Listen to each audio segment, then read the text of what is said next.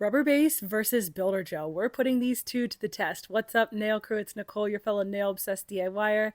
I needed to majorly do a fill of my builder gel, and I thought people have been asking me to do a comparison of rubber base and builder gel, how you apply it. So I wanted to do that today and test out my new Melody Susie dust collector. If you don't use a dust collector, you are definitely missing out. I've been using one now for a couple years. I actually used a different Melody Susie one, but they sent me this one to try, and it's cheaper than the other one and it's smaller. So I want to show you like what my setup looks like and how they work. I use this little e-file stand from SJ3.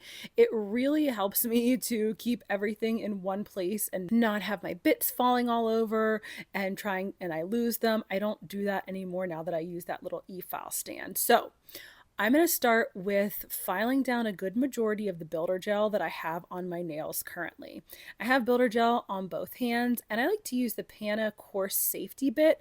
I was testing out the different levels of suction. So there are 3 levels of the fan speed on this new Melody Susie dust collector, and I wanted to see like how loud they were, how much they suctioned.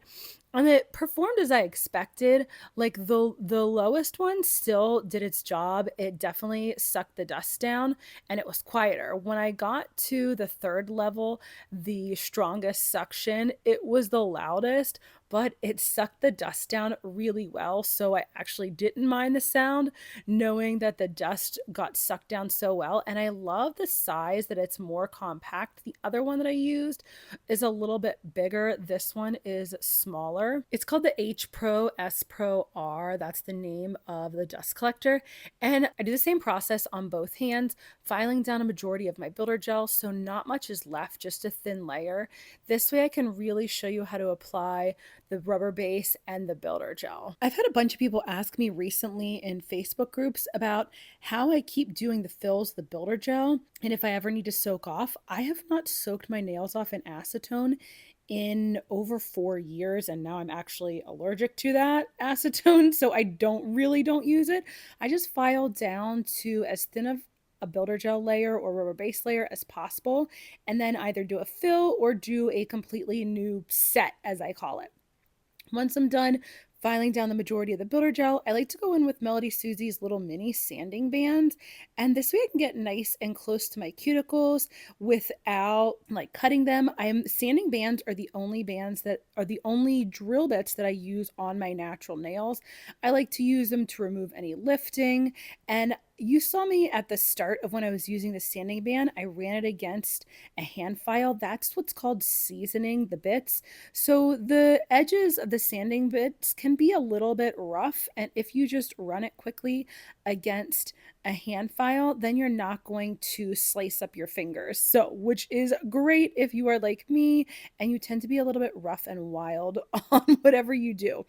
I go over my entire nail with a sanding band just to make sure that my builder gel is roughed up for the next application, whether it's builder gel or rubber base. And then I fix up my shaping. I left the dust collector on while I was doing this just so that I wouldn't have to clean up as much of a mess.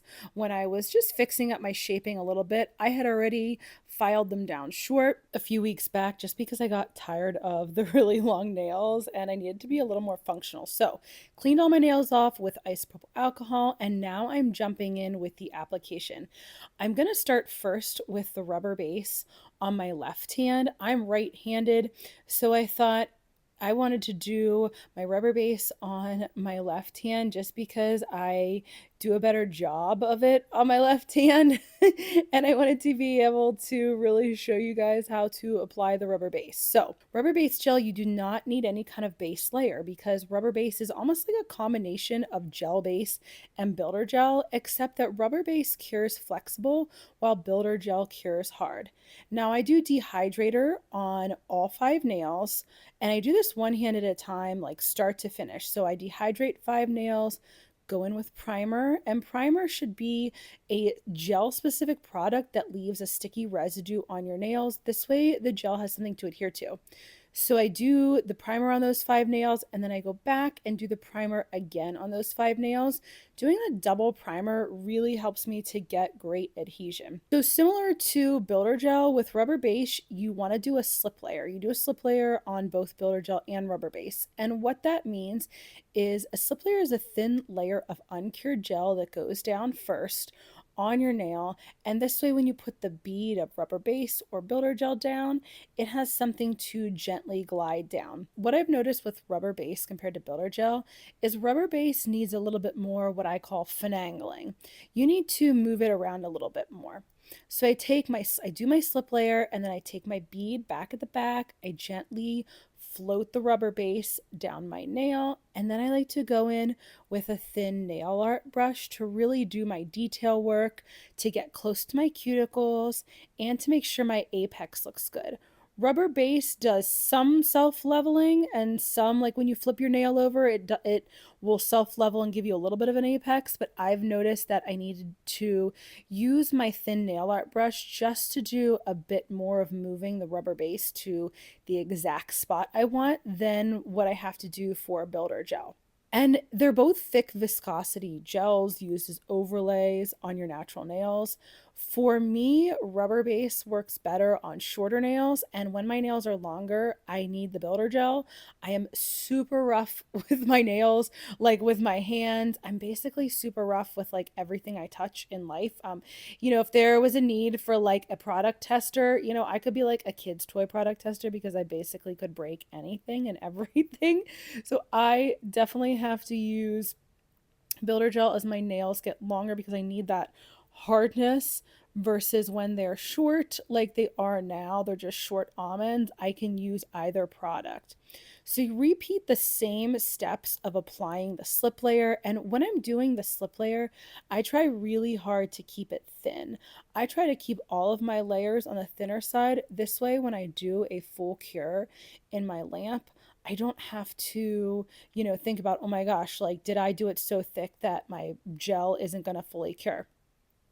And in between each nail, I don't show it, but I actually flash cure each nail about 5 to 10 seconds before moving to the next nail. So that little like white thing that you see on the side of the video, that's actually my lamp. And I keep slipping my hand in there just to do a flash cure after I finish getting the rubber base to exactly where I want it.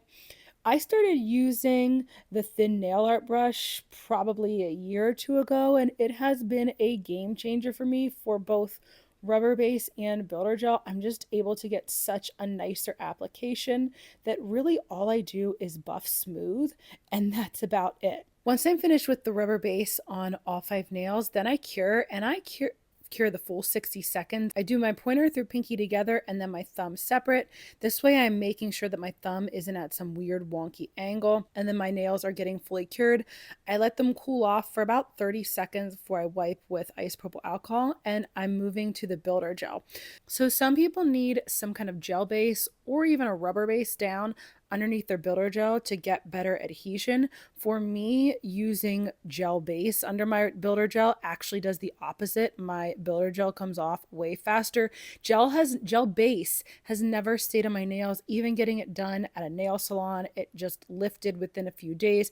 So I stopped using gel base under my builder gel and just do my builder gel straight after the primer. So I apply my dehydrator, thumb to pinky on those 5 nails, and then I go back in with my 2 layers of primer. I do it thumb to pinky, first layer of primer, and then thumb to pinky, second layer of primer. And then that's when you would add gel base if you need the gel base for better adhesion, or if you are like me and you need to skip the gel base, then you'd go right in with your builder gel. You also do a slip layer, and you want to keep that slip layer as thin as you can. Something that I've been trying to work on with my builder gel is actually like kind of etching that slip layer into my nail. You're kind of like squishing it in, scrubbing it in, whatever you want to call it. But I struggle with doing that with my left hand. My left hand can do dip powder really well, but it just still struggles to do builder gel even after like well over 4 years that I've been doing it. I don't know, I'm right-handed, so everything's just way easier with my right hand. I like to focus on keeping that slip layer as thin as I can, just for the same reason. I want to make sure that I'm not applying my gel too thick so that it fully cures. And then with the builder gel, I apply a bead back towards the back of my cuticles, but not right at the cuticles. Because what you want to do is you want to push just a little bit of the builder gel back towards your cuticle and then float it down your nail. Some people like to do the side to side motion. Some people like to pull it all the way down. I do kind of a combination. So I'll do the side to side swooping motion of the bead partway down the nail, and then I gently pull it down when I get about halfway down, and then I'll pull a little bit more down the sides. Then I go in with my thin nail art brush and do my detail work. So that's when I'm making sure that my apex is in the right spot. I am making sure that I've got the builder gel nice and close to my cuticles without flooding them. And regardless of whether I'm doing builder gel or rubber base, I use isopropyl alcohol on an angled cleanup tool and wipe off any of the excess that gets on my skin before I go and cure. That is huge. You should never leave uncured gel on your skin, and you should never cure gel on your skin. I really am very, very careful about making sure that all of my builder gel or whatever gel I'm using, rubber base, is wiped off my skin before I cure. And I do the same flash cure in between each nail. To the right up in the corner, that little thing that's sticking out, that is my lamp. And that's where I just slip my finger in, cure it for a few seconds, and then move to my next nail. If you're really struggling with builder gel and videos just aren't enough for you, you need more detail, make sure you check out the first pinned comment.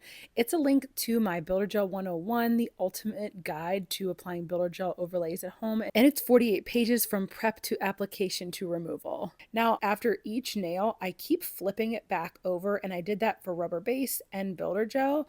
I flip it over because that allows my apex to build naturally, plus it allows the builder gel to self-level, and the rubber base will self-level a little bit as well. For my right hand, my builder gel, I still cured my pointer through pinky alone, and then I cure my thumb separately. I do that for both hands just because I want to make sure that my thumb is totally cured, and since you tend to hold it at a weird angle, it's really important to me to make sure that my gel is fully cured.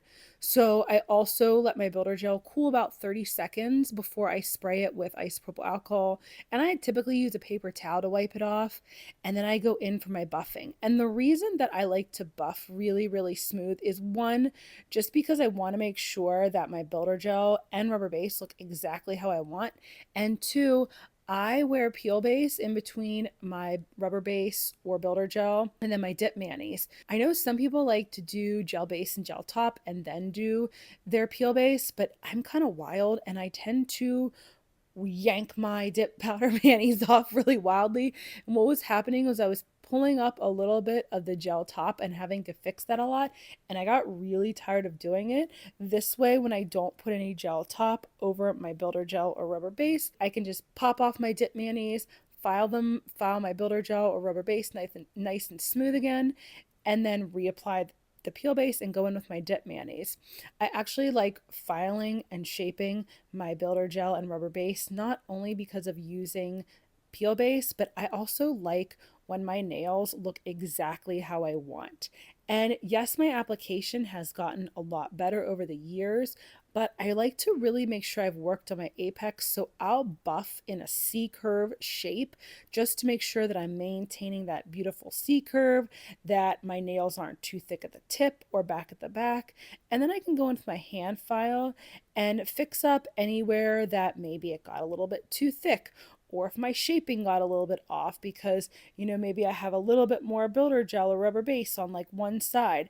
That to me is worth the extra couple minutes that it takes just to really have the shape going so nicely. Now, a lot of the times in between mayonnaise, or if I'm like super busy and my dip powder pops off, I'm just wearing my rubber base or I'm just wearing my builder gel. So I like it to look really nice. Now, if I know that I'm just going to wear my builder gel or rubber base for a significant amount of time, then I will top coat it with gel base and gel top. But when you have well over 1,000 dip powders that you want to use, you typically tend to go with dip powder over top of your builder gel or rubber base. I always do fix up my shaping a little bit. I notice that when I do dip adds bulk. So I like to make my builder gel and rubber base a little bit like skinnier, thinner than what I actually want my nails to be. This way, when I add the dip powder onto it, they're not going to be overly thick. Then I go through and wipe my nails off with isopropyl alcohol really well.